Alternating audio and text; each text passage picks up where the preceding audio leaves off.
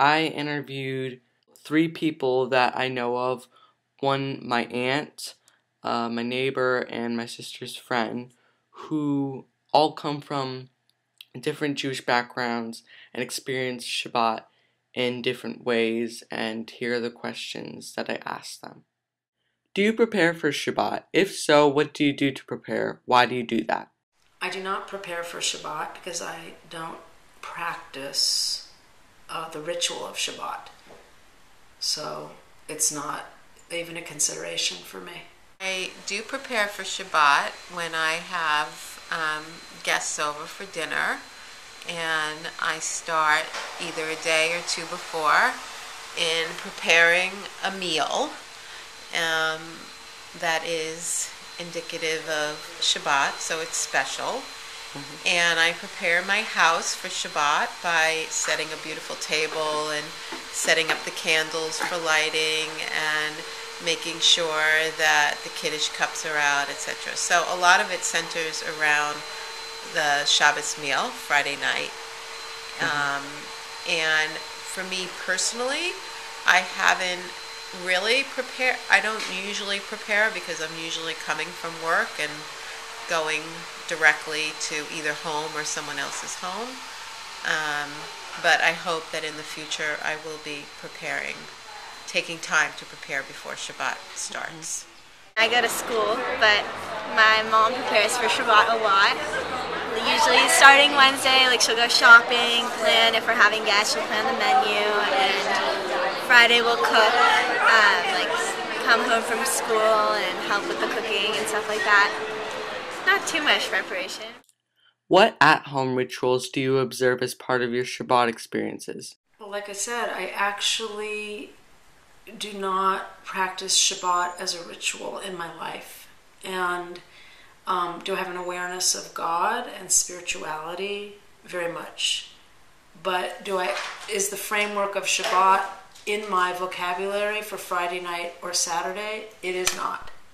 The rituals that we have are, of course, we light the candles, we say Kiddush, we say Motzi. Before we do Motzi, we do Nitilat Yadayim.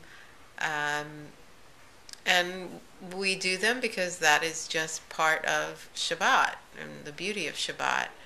And then there are other rituals that are not necessarily Jewish, but they're ours. They belong to our family.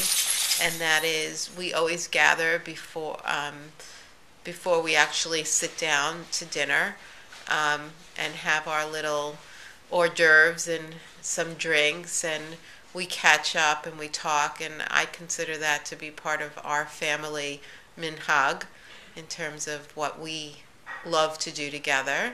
Well, we light candles, have dinner, we don't use electricity, don't drive, I walk to the temple in the morning, and obviously Kiddush and all the traditional stuff.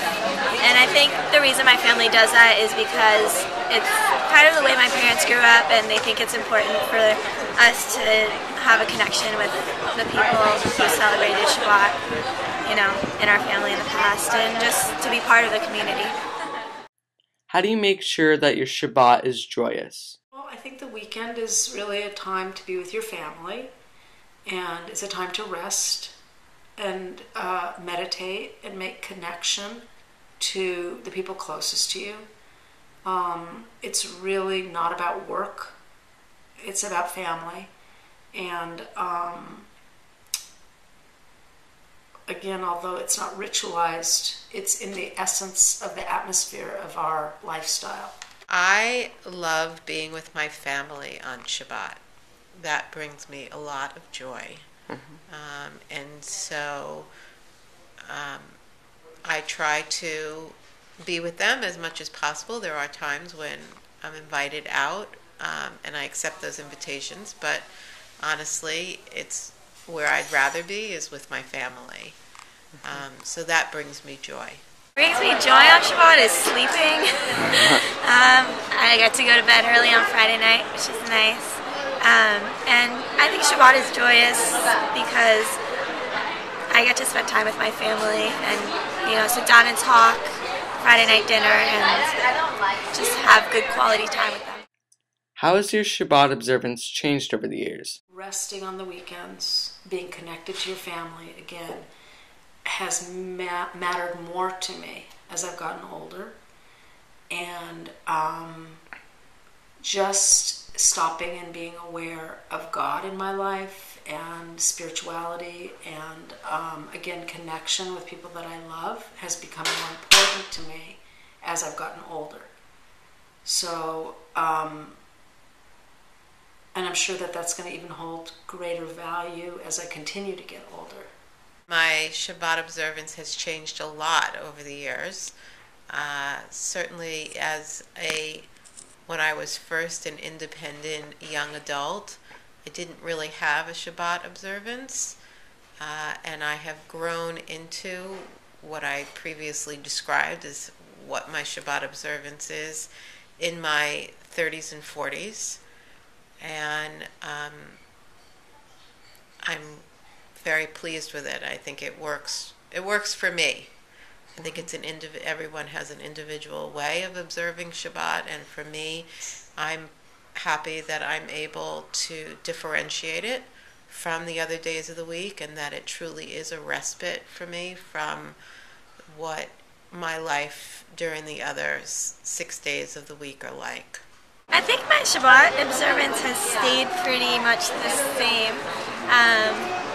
My family's always been observant, and we still are. I mean, I listen to my iPod now, but I mean, nothing drastic.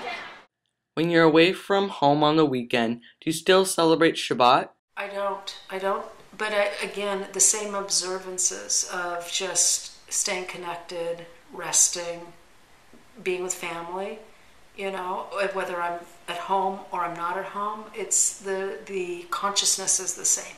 I would say generally no. If I'm away and I'm away on vacation or a holiday, or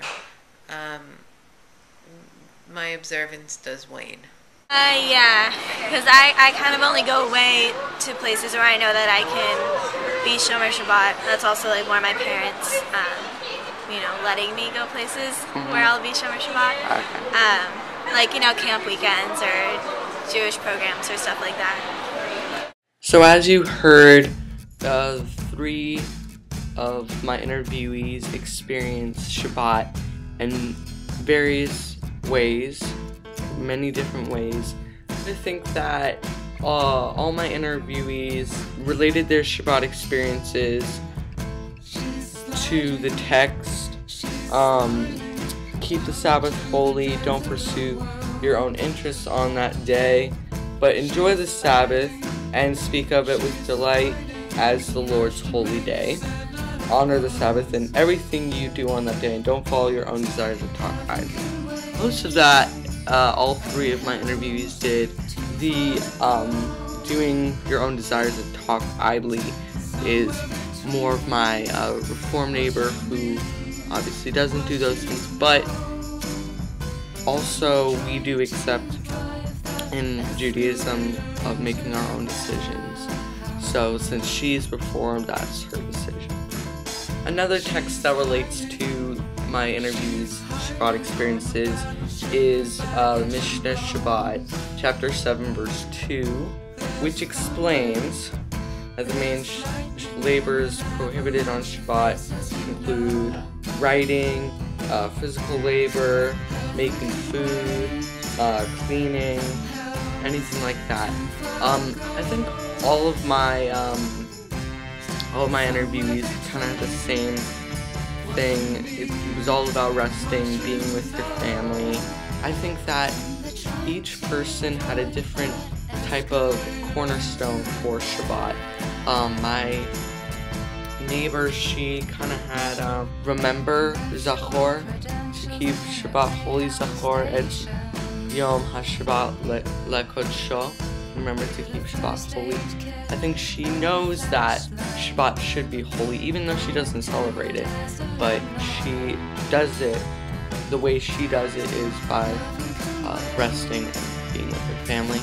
My neighbor also is kavod. which is respect. She gives respect to Shabbat, even though she doesn't celebrate it, by resting and doing those things. And she is really conscious of the fact that she should celebrate Shabbat, but she makes the decision not to, even though, you know, most Jews do, but she's Reform, and that's her decision. Both my aunt and my friend are Shamor. They observe Shabbat. And the last one is Oneg, joy, which all three seem to really come together with. My neighbor, she does it by spending time with her family. My aunt does it by resting and being with our family. And having Shabbat dinner is always fun. And same thing with my sister's friend.